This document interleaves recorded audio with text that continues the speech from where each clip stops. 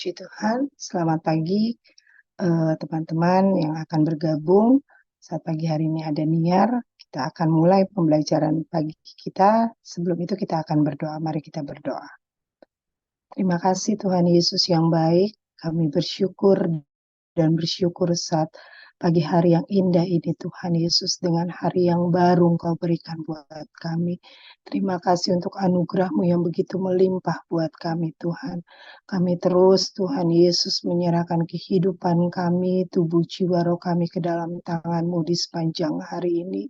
Biar Tuhan Yesus, damai sejahtera-Mu, sukacita-Mu boleh menjadi bagian kami di sepanjang hari ini. Tuhan Yesus, juga kami percaya Tuhan, Engkau terus mengampuni segala salah dosa kami dari perkataan, pikiran, perbuatan kami. Tuhan, ampuni kehidupan kami, biar hidup kami boleh terus hidup dalam perkenan-Mu. Kami hidup dalam pertobatan, kehidupan kami terus berfokus pada karya salib-Mu. Terima kasih Tuhan, terima kasih untuk hari yang baru ini Tuhan Yesus. Terima kasih saat pagi hari ini Tuhan kembali Engkau berikan kami kesempatan, waktu untuk kami kembali belajar kebenaran firman-Mu. Tuhan tolong kami, berikan kami hikmat, oh Tuhan Yesus, roh pengertian daripada-Mu. Biar saat pagi hari ini kami belajar firman-Mu, kami boleh mengerti dan menghidupi, dan firman itu boleh berbuah-buah dalam kehidupan kami. Tolong kami semua Tuhan, terlebih Engkau urapi hamba-Mu. Kami sungguh percaya hikmat-Mu, urapan-Mu terus mengikuti hamba-Mu Tuhan. Apa yang sudah hamba-Mu baca, pelajari, biarlah itu semua daripada-Mu. Sehingga pagi ini apa yang hamba-Mu perkatakan Tuhan, biarlah itu daripada-Mu. Terima kasih Tuhan, terima kasih. Kami akan Tuhan Yesus mendengar firman-Mu, kami akan belajar kebenaran firman-Mu. Tuhan tolong kami serahkan semuanya ke dalam tangan-Mu, dan kami peralaskan doa ini hanya dalam nama Tuhan Yesus Kristus. Haleluya. Amin.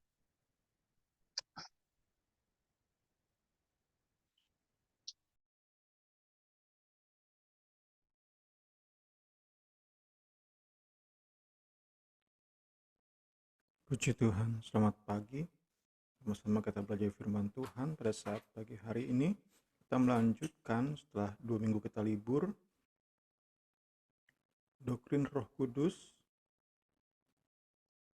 Kita sama-sama mau lebih lagi mengerti khususnya tentang pekerjaan Roh Kudus, karya Roh Kudus, baik secara umum di dunia atau bagi dunia, dan secara khusus bagi umat Allah dalam hidup kita semua. Puji Tuhan.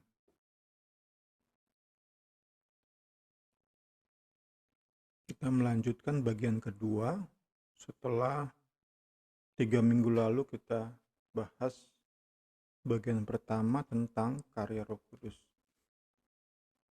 Tujuan belajar karya Roh Kudus untuk lebih memahami pekerjaan apa saja yang Allah Bapa dan Allah Anak delegasikan secara khusus kepada Roh Kudus. Apa saja yang Roh Kudus kerjakan secara umum bagi dunia dan secara khusus bagi gerejanya. Berkaitan dengan karya Roh Kudus membuktikan kehadiran dan perkenanan Allah dan bagaimana Ia memberkati umatnya, maka pekerjaan Roh Kudus dapat dibagi ke dalam 5 aspek. Kita 3 minggu lalu sudah membahas bagaimana karya Roh Kudus memampukan kita. Pagi ini kita akan membahas 2 poin, bagaimana Roh Kudus menyucikan dan menyingkapkan.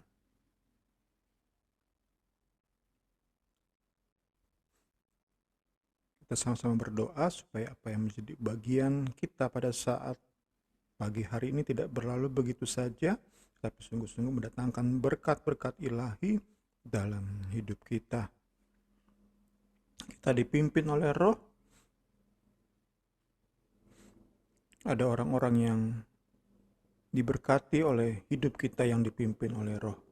Itu kerinduan kita sama-sama belajar dan belajar tentang Roh Kudus.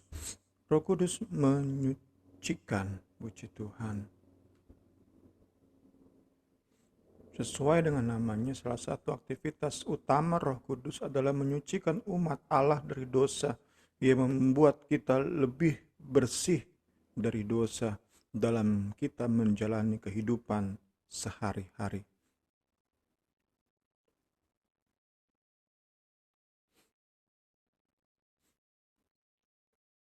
Ini secara khusus.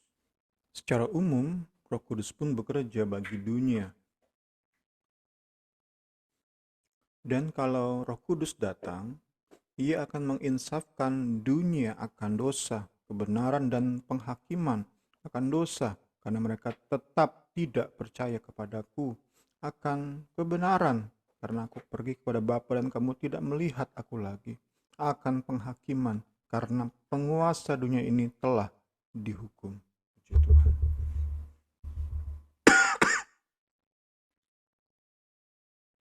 Kita teringat pada pembahasan kita tentang anugerah umum. Anugerah umum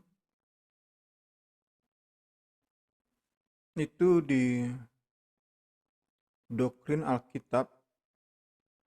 Saya catat YouTube-nya, YouTube tanggal 14 April 2023. Saat kita bahas tentang anugerah umum, kita sudah lihat bahwa bagi dunia Roh Kudus menyatakan anugerah Allah dengan cara menahan laju kejahatan. Inilah anugerah umum yang ia kerjakan setidaknya melalui nurani, kemudian didikan orang tua, kemudian undang-undang, serta pendidikan moral secara umum. Kemudian kita lihat bagaimana kita bisa bandingkan anugerah umum dengan anugerah khusus. Itu tentu sangat jauh, bagai langit dan bumi, apa yang Roh Kudus kerjakan bagi dunia dan bagi kita orang percaya. Roh Kudus bagi dunia sebatas menahan laju, perkembangan, eskalasi kejahatan. Namun bagi orang percaya Roh Kudus itu memberi hati kita yang memberi kepada kita hati yang membenci dosa. Ia memberi hati yang baru. Kita mengalami pembaharuan hati. Ini baru awal. Di awal ini.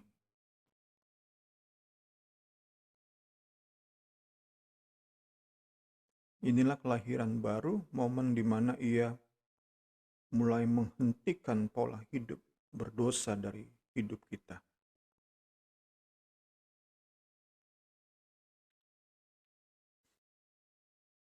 Muncul kasih kepada Allah dan kebencian terhadap dosa. Ditandai dengan pemutusan rantai menikmati dosa.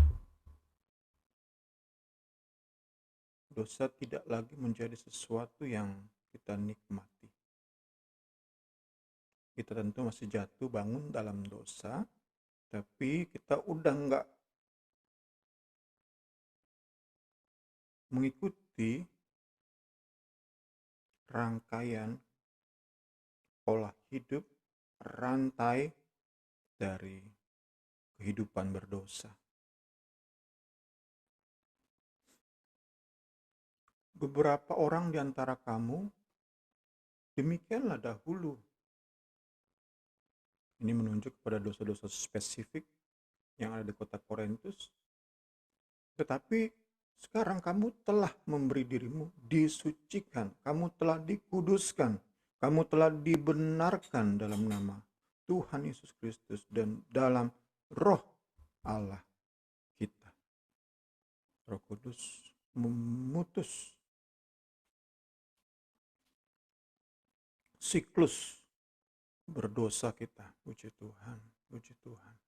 Ini baru awal bicara tentang kelahiran baru. Tentu saat kita nanti masuk kepada Roh Kudus dan pengudusan, setelah bab Roh Kudus, kita akan masuk kepada Roh Kudus dan pengudusan. Jadi, pekerjaan Roh Kudus menyucikan di sini hanya sebagai cuplikan sedikit dari bab khusus tentang pengudusan dan Roh Kudus. Roh Kudus dan pengudusan yang kita akan bahas setelah bab ini. Puji Tuhan. Kita bersyukur dan bersyukur saat membandingkan antara anugerah umum dengan anugerah khusus. Bagi dunia, Roh Kudus hanya menahan laju eskalasi peningkatan kejahatan. Kita dengar khotbah kemarin Pak Bakri mencontohkan kejahatan-kejahatan yang makin parah, makin mengerikan. Kita percaya itu masih dalam kontrol pekerjaan Roh Kudus. Kalau Roh Kudus sudah lepas tangan, entah jadi apa dunia ini. Kita bisa bandingkan Indonesia dengan Suriah contohnya. Begitu hancur lebur Rusia. Kita masih termasuk negara-negara yang benar-benar menikmati pekerjaan Roh Kudus yang menahan sedemikian rupa laju tingkat kejahatan. Puji Tuhan.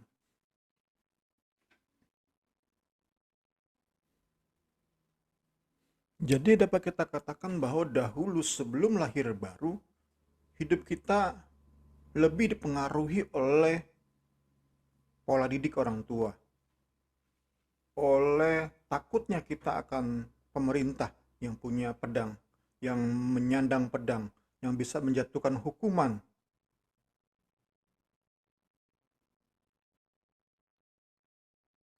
Itu hidup kita dahulu. Kita nggak melakukan dosa-dosa parah, lebih karena kita dipengaruhi oleh pola didik orang tua dan takutnya kita akan hukuman yang disandang pemerintah, yang bisa diterapkan oleh pemerintah.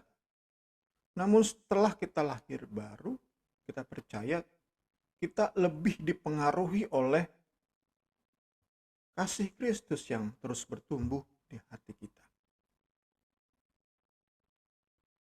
Ini yang kita dapati di bagian awal ini.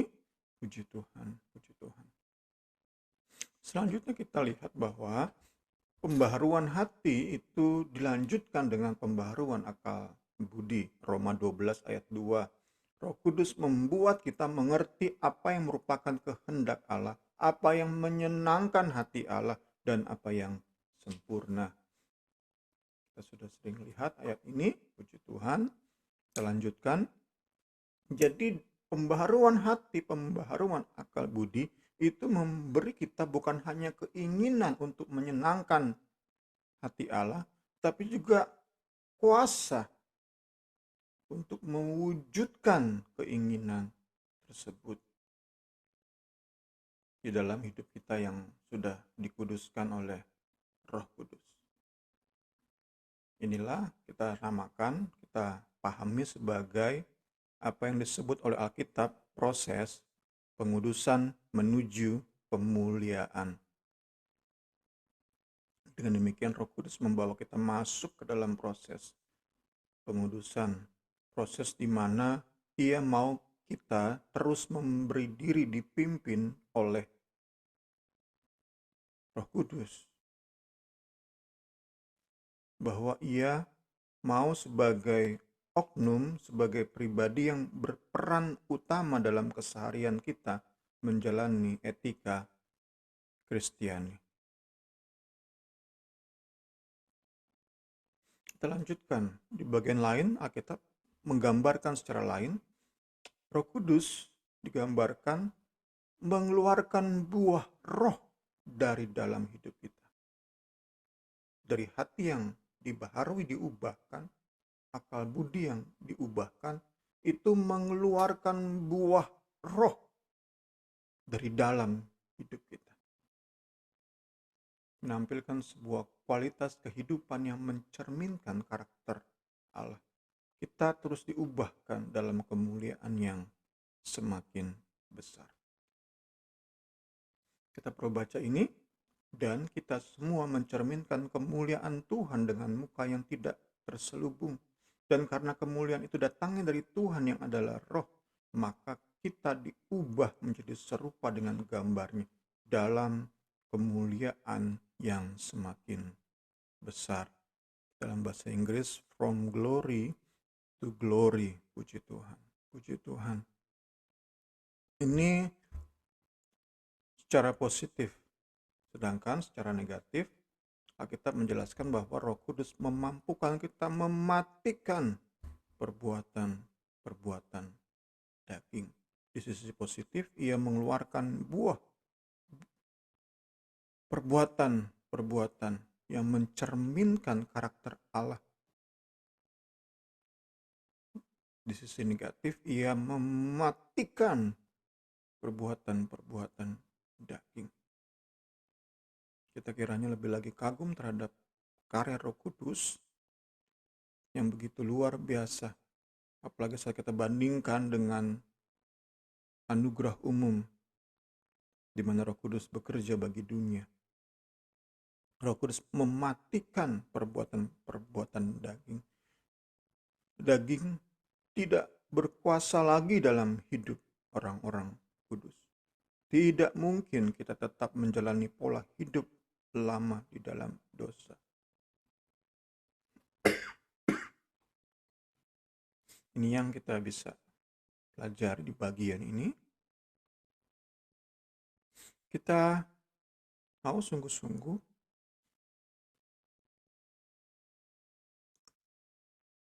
bergantung, memberi diri, menyerahkan hidup kita dalam pimpinan Allah Roh Kudus. Sebab jika kamu hidup menurut daging, kamu akan mati. Tetapi jika oleh roh kamu mematikan perbuatan-perbuatan tubuhmu, kamu akan hidup. Puji Tuhan, puji Tuhan. Kita dapati bahwa dalam banyak kasus,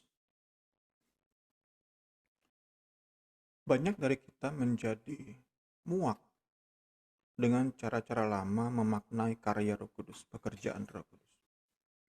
Kita muak dengan mindset yang menghubungkan Roh Kudus lebih kepada fenomena-fenomena jasmani seperti kegerakan, bahasa roh,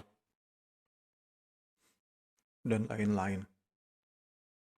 Tentu ini dikaitkan dengan rutinitas aliran Pankar 10 hari mencari Roh Kudus, kemudian banyak yang di-share di medsos.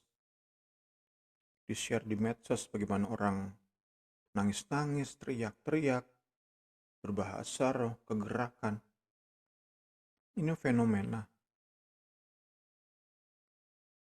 Kita muak karena pemikiran-pemikiran lama lebih menekankan fenomena ini. Ini menjadi sesuatu yang dibanggakan. Kemuakan kita diperkuat oleh pengajaran reform yang hari-hari ini menjadi primadona di dunia medsos. Pengajaran yang cukup kuat menekankan etika Kristiani.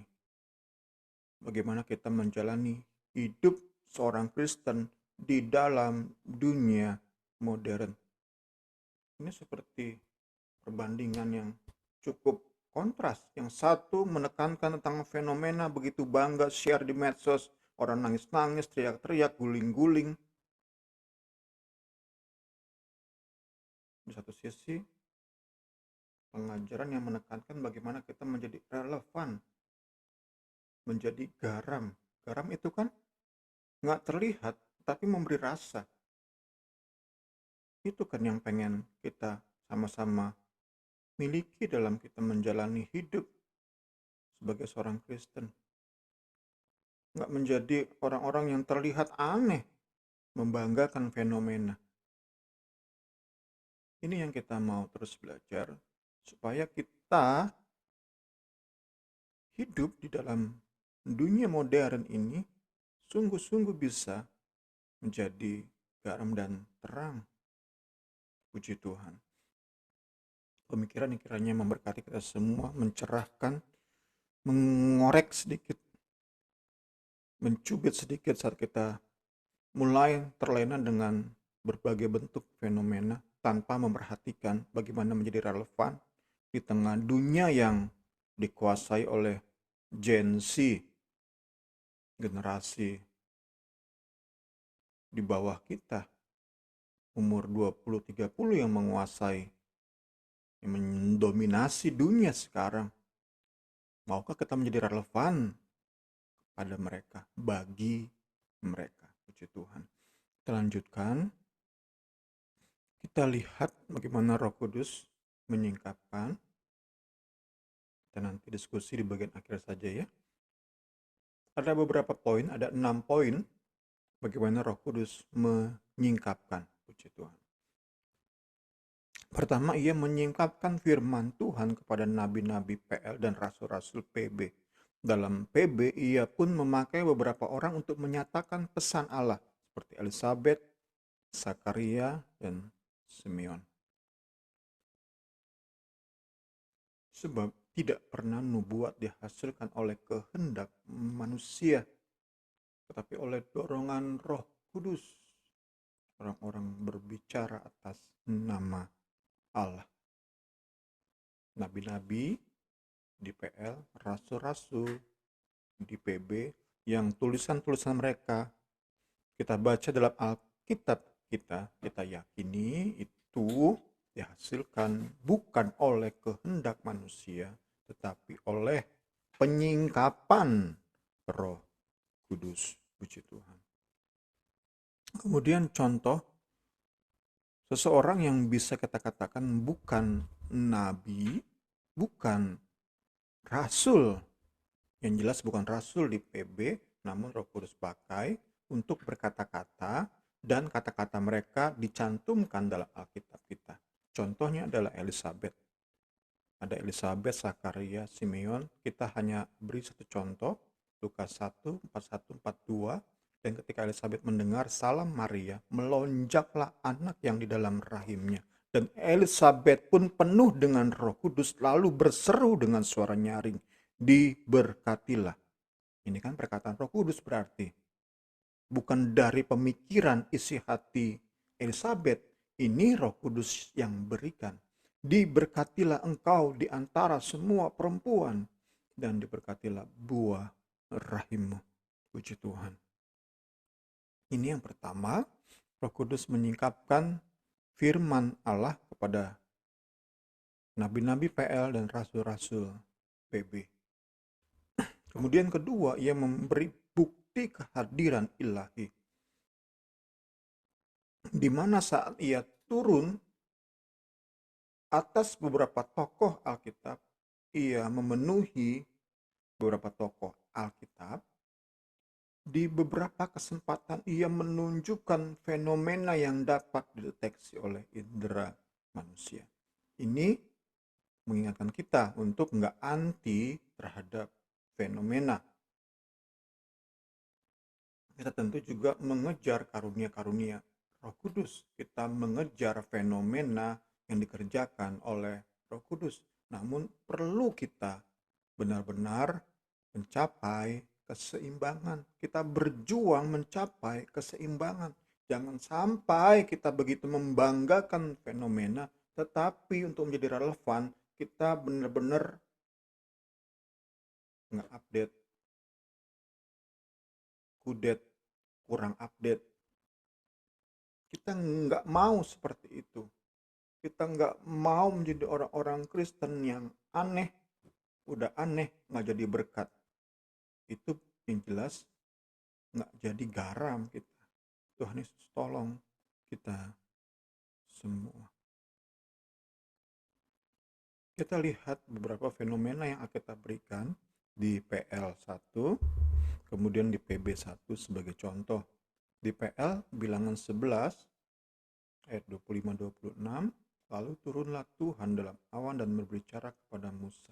Kemudian diambilnya sebagian dari roh, perhatikan R besar, yang hingga pada Musa dan ditaruhnya ke atas 70 tua-tua itu. Ketika roh itu hingga pada mereka, kepenuhanlah mereka seperti nabi. Tapi sesudah itu tidak lagi. Masih ada 2 orang tinggal di tempat perkemahan. Berarti tadi 68-nya. Yang seorang bernama Eldad, yang lain bernama Medad. Ketika roh itu hingga pada mereka, mereka itu termasuk orang-orang yang dicatat tetapi tidak turut pergi ke kemah, maka kepenuhanlah mereka seperti nabi di tempat perkemahan. Ada perbedaan antara sebelum dipenuhkan roh sama setelah dipenuhkan roh. Itu pun hanya sekejap saya dikatakan. Nggak untuk waktu yang lama. Sesudah itu tidak lagi. Itu peristiwa ini menunjukkan ada satu momen di mana Roh Kudus menyatakan fenomenanya. Tentu yang menjadi bagian PB, kita teringat pada kisah di loteng Yerusalem. Tiba-tiba turunlah dari langit suatu bunyi seperti tiupan angin keras yang memenuhi seluruh rumah. Angin keras. Indera manusia pasti bisa mendeteksi namanya angin keras di mana mereka duduk, dan tampaklah pada mereka lidah-lidah seperti nyala api yang bertebaran dan hingga pada mereka masing-masing nyala api. Jadi di ayat ini ada 2 fenomena, angin keras dan nyala api.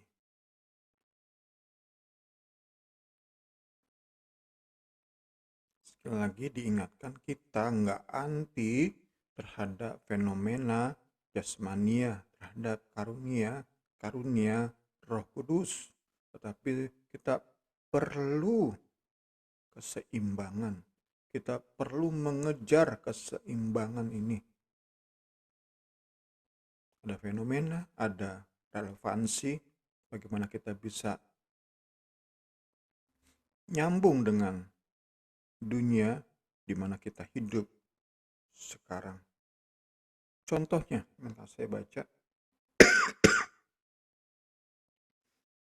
zaman-zaman dulu mungkin nggak terlalu membangkitkan kegelisahan saat seorang pendeta mendoakan jemaat itu dengan cara-cara yang keras.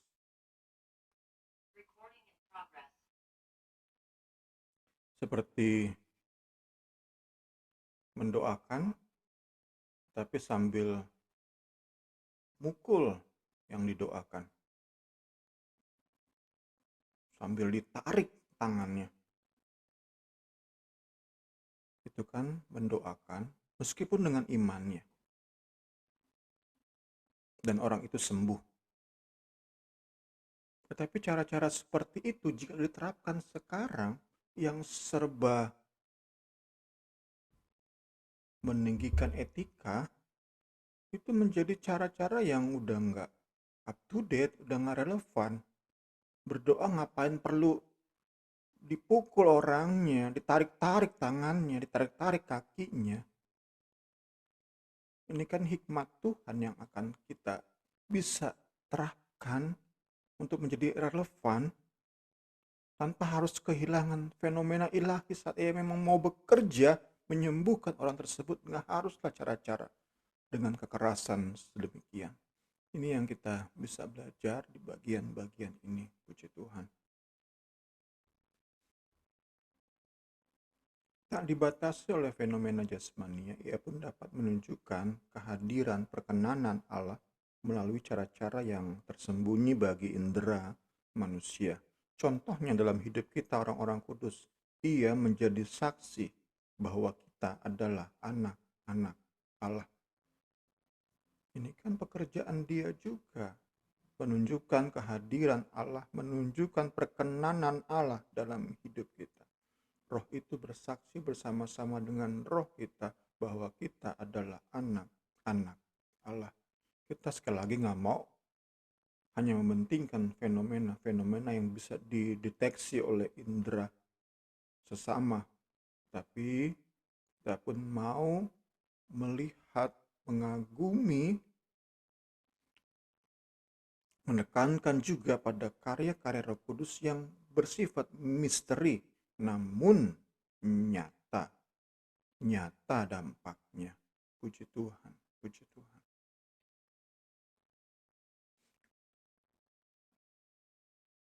Kita masuk poin ketiga, bagaimana Roh Kudus menyingkapkan. Roh Kudus menuntun dan mengarahkan umat Allah bisa melalui cara-cara yang sepertinya tak melibatkan kerjasama manusia, namun bisa juga ia meminta tanggapan manusia untuk menaatinya. Saya coba hati-hati di sini. Tentu saya nggak mau timbul impresi atau kesan bahwa Roh Kudus itu bekerja seperti iblis merasuk manusia. Saya pribadi nggak mau timbul kesan seperti itu. Tetapi ada di bagian atau kesempatan tertentu, Roh Kudus bekerja seperti nggak melibatkan keputusan atau kerjasama manusia.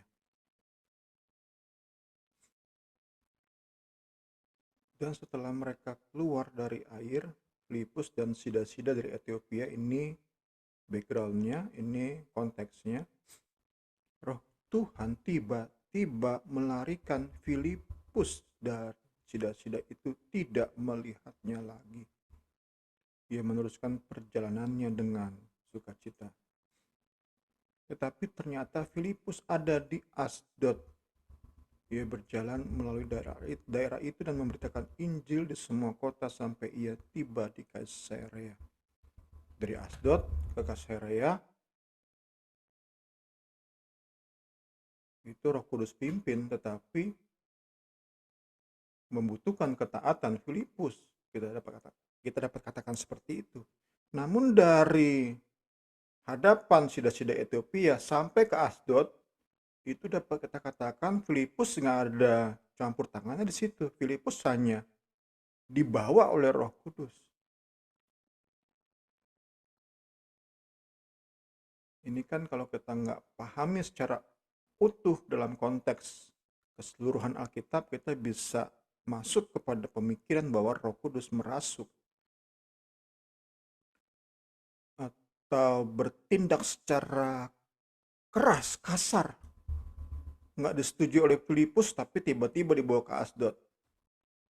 Ini kan perlu kita sikapi, kita pahami dalam keseluruhan Alkitab. Puji Tuhan. Kok ini jelas? Ini contoh Petrus yang diperintahkan untuk menginjili Cornelius ya.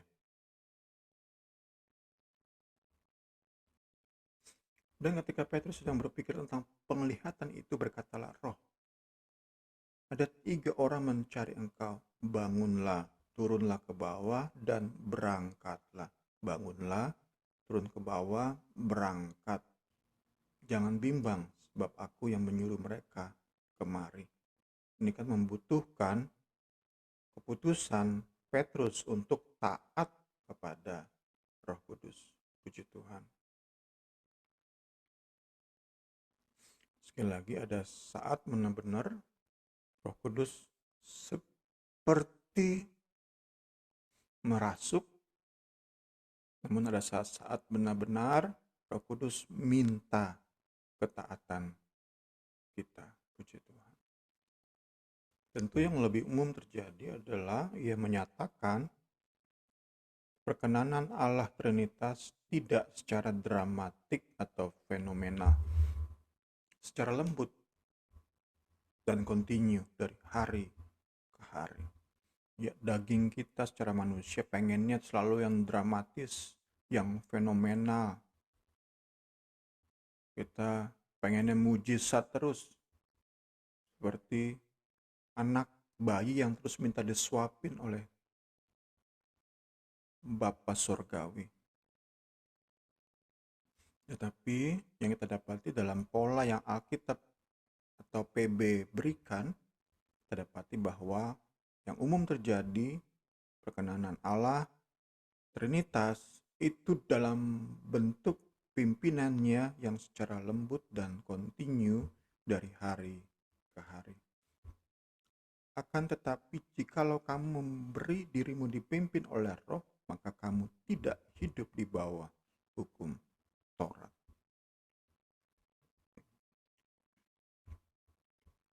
Pimpinan Roh itu selalu dianugerahkan, Roh Kudus anugerahkan kepada kita.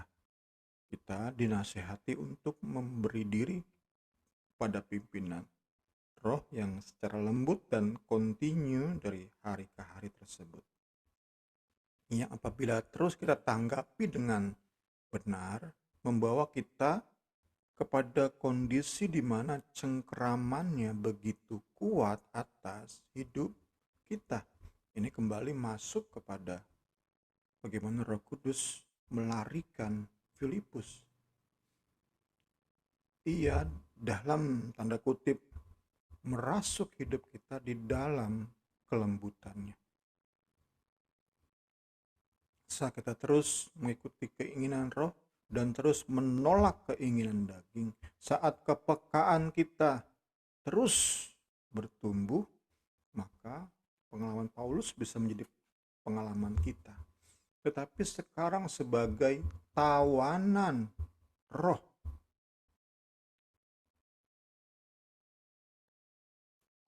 frase tawanan roh bisa kalau secara jahat ditafsirkan bahwa roh memaksa Paulus. Paulus nggak mau juga dipaksa oleh roh. Itu kan udah seperti pekerjaan iblis merasuk seseorang. Karena itulah kita perlu pahami bagian-bagian ini dalam keseluruhan Alkitab. Bahwa Roh Kudus pribadi yang lembut, pribadi yang manis. Karena itu dalam tanda kutip, saat kita terus peka, semakin peka, kita masuk pada kondisi ia merasuk hidup kita dalam kelembutannya. Puji Tuhan. Keempat, kita masih ada 3 poin lagi di pekerjaan Roh Kudus menyingkapkan. Kita akan mungkin lebih cepat lagi. Keempat, ia menyediakan suasana surga ketika ia menyatakan kehadirannya. Perkara-perkara ilahi hadir ketika pribadi ketiga dari Allah Trinitas ini hadir. Ia menghadirkan kasih, damai, kebenaran, dan lain-lain sebagainya. Perkara-perkara surgawi itu hadir saat Roh Kudus hadir. Puji Tuhan. Kita lihat beberapa contoh. Roh Kudus berikan sukacita, hadirkan suasana surga dalam bentuk sukacita. Kita bisa bayangkan bagaimana sukacitanya nanti di surga. Tapi dia sudah mulai beri pengalaman itu. Meskipun masih berbentuk DP, first quote, down payment. Tapi kita sudah mulai bisa merasakan yang namanya sukacita surgawi.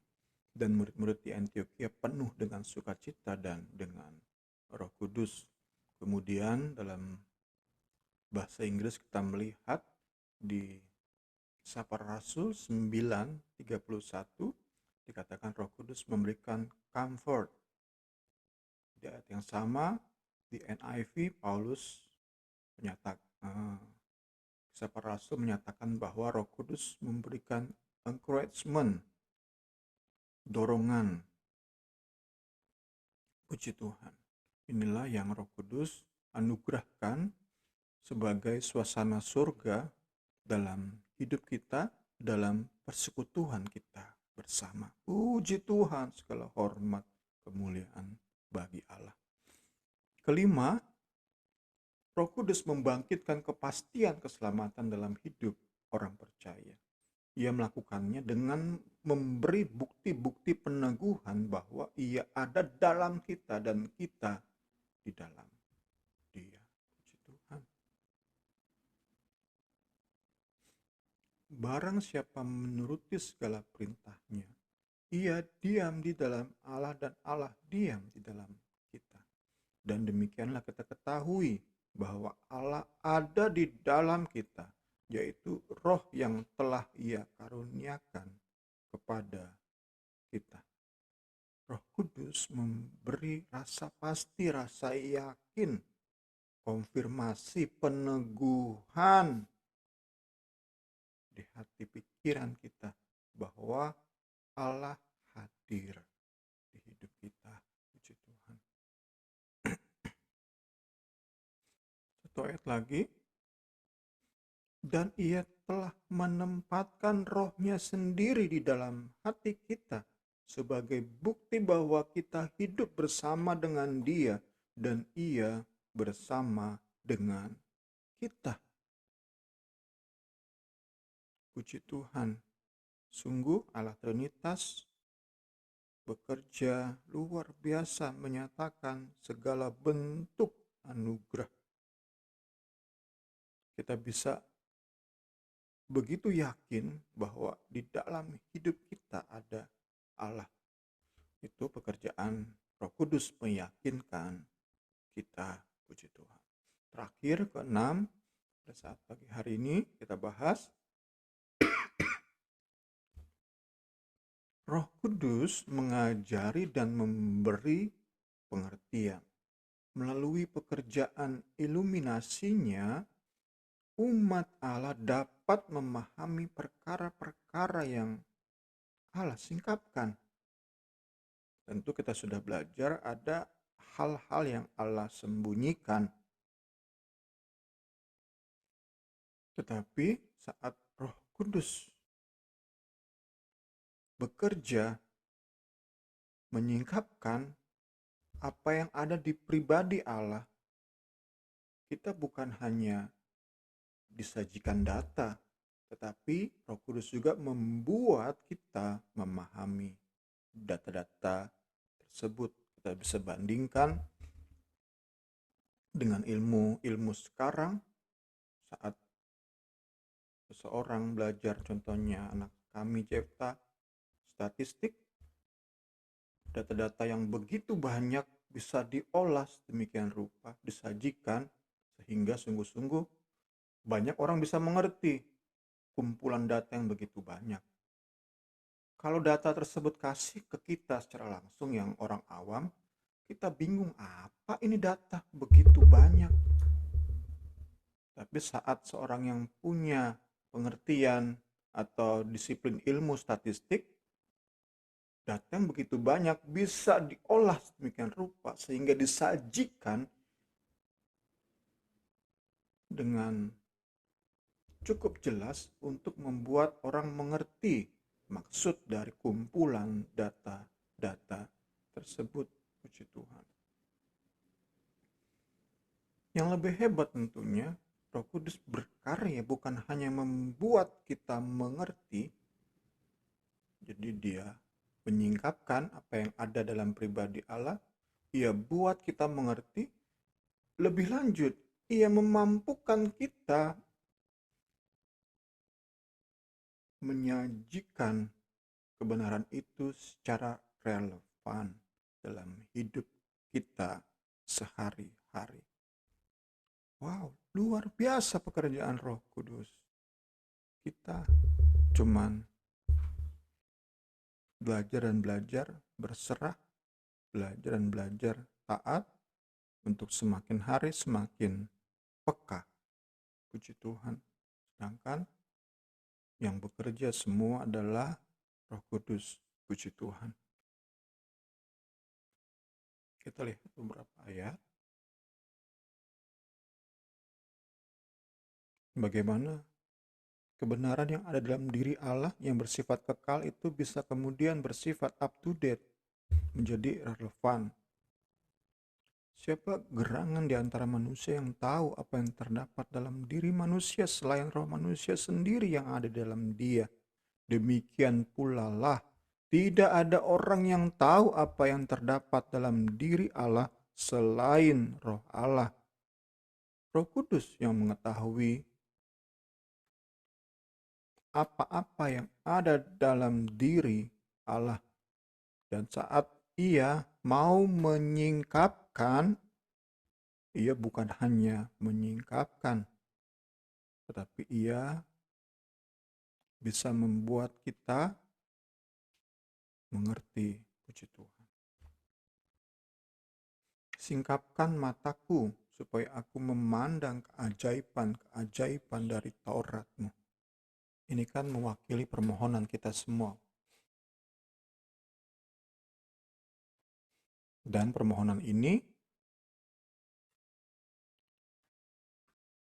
digenapi, terkabul melalui karya Roh Kudus. Puji Tuhan. Dan meminta kepada Allah Tuhan kita Yesus Kristus, yaitu Bapa yang mulia itu, supaya ia memberikan kepadamu roh hikmat dan wahyu untuk mengenal Dia dengan benar, supaya ia menjadikan mata hatimu terang agar kamu mengerti pengharapan apakah yang terkandung dalam panggilannya, betapa kayanya kemuliaan bagi yang ditentukan bagi orang-orang kudus, dan betapa hebat kuasanya bagi kita yang percaya sesuai dengan kekuatan kuasanya. Roh Kudus bekerja dengan mengajari dan memberi pengertian. Puji Tuhan.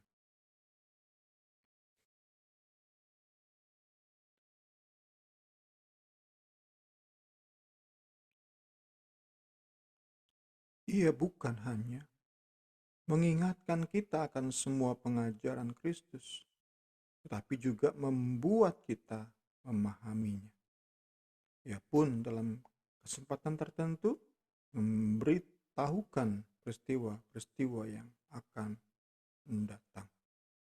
Ini pun termasuk fenomena ya. Fenomena dan relevansi kiranya menjadi bagian kita pagi hari ini, sehingga sungguh kita bukan hanya mementingkan hal-hal yang fenomenal, tapi sungguh-sungguh kita mau bisa menjadi orang-orang yang relevan terhadap dunia ini. Puji Tuhan, puji Tuhan. Kita nggak mau bertindak sembarangan, tetapi dalam hikmat Roh Kudus kita lebih hati-hati lagi dalam bertindak, dalam memperkenalkan Injil. Kita bisa lebih lagi relevan bagi dunia ini. Puji Tuhan. Kita lihat dua ayat terakhir di pagi hari ini yang menjelaskan bahwa Kristus mengajar, Roh Kudus mengingatkan dan membuat kita mengerti, kemudian bahwa Roh Kudus memberitahukan peristiwa-peristiwa yang akan datang. Yohanes 14, 25-26, semuanya itu kukatakan kepadamu selagi aku berada bersama-sama dengan kamu. Tetapi penghibur yaitu Roh Kudus yang akan diutus oleh Bapa dalam namaku, Dialah yang akan mengajarkan segala sesuatu kepadamu. Konsep atau pengertian mengajarkan tentu membuat kita mengerti dan akan mengingatkan kamu akan semua yang telah kukatakan kepadamu.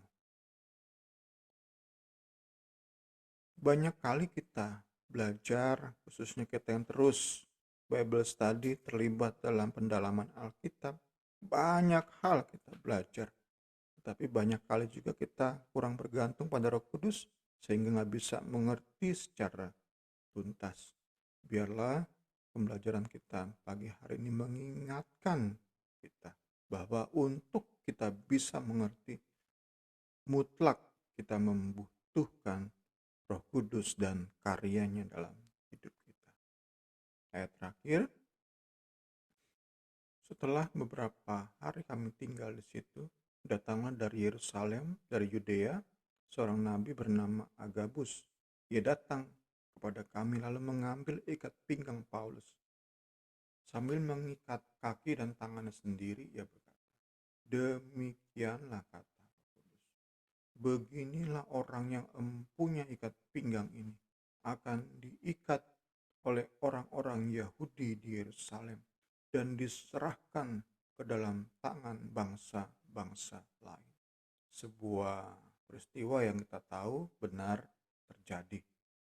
Agabus bisa melihat peristiwa yang akan terjadi di masa yang akan datang, dan itu merupakan salah satu pekerjaan Roh Kudus dalam mengajari kita, dalam kita diberi pengertian. Puji Tuhan, kiranya bagian-bagian yang kita pelajari pagi hari ini lebih lagi memperlengkapi kekristenan kita dalam usaha kita menunjukkan kedahsyatan betapa fenomenalnya kuasa Kristus, kuasa Roh Kudus, dan kita seimbangkan dengan bagaimana kita menjadi relevan dalam kita menjalani etika Kristiani. Puji Tuhan, segala hormat kemuliaan bagi Allah.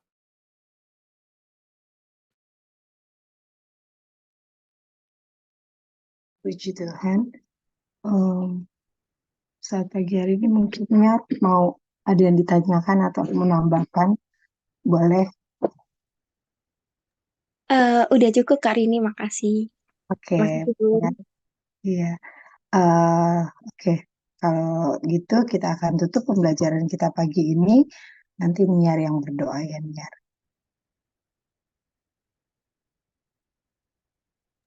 Iya Kak. Mari kita berdoa. Bapa dalam surga yang kami panggil, dalam nama Tuhan Yesus Kristus, kami sungguh berterima kasih ya Bapa. Di kesempatan pagi hari ini kami boleh mendengarkan ya Tuhan Yesus, menerima Tuhan Yesus pengajaran akan Roh Kudus ya Bapa.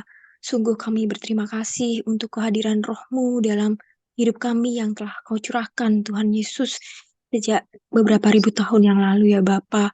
Tuhan, kami berterima kasih tidak hanya Roh Kudus itu mengoreksi kami, tidak hanya Roh Kudus menghibur kami, tetapi Roh Kudus sendiri Tuhan yang membawa kami ke dalam kebenaran. Roh Allah yang terus menciptakan hati kami, Roh Allah yang terus membawa kami dari kemuliaan pada kemuliaan.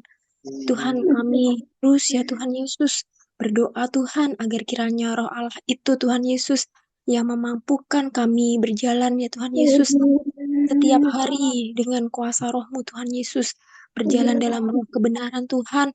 Kami mau Tuhan menjadi anak Kristen ya Tuhan Yesus yang bisa terus melihat betapa dalamnya indahnya kuasa-Mu Tuhan Yesus. Ya Tuhan, dalam hidup kami untuk menjadi saksi-Mu Tuhan seperti yang Engkau telah katakan kepada kami melalui Roh-Mu, Engkau memampukan kami Tuhan Yesus untuk berkata-kata kebenaran akan Engkau ya Bapa. Kasih ya Tuhan Yesus, kami membutuhkan Roh-Mu ya Tuhan Yesus. Kami mau terus ya Tuhan Yesus, bukan hanya terus mempelajari, memahami, tetapi kami mau anugerah-Mu memampukan kami mengerti hidup dalam hati, pikiran kami Tuhan Yesus, mengerti bahwa kami sudah diselamatkan ya Tuhan Yesus, bahwa Roh Kudus sendiri yang telah menjadi down payment untuk pewarisan keselamatan dalam hidup kami ya Bapa. Tuhan Yesus memberkati Bung Semi. Lebih heran lagi Tuhan untuk segala apa pelayanan yang telah ia perbuat ya Bapa.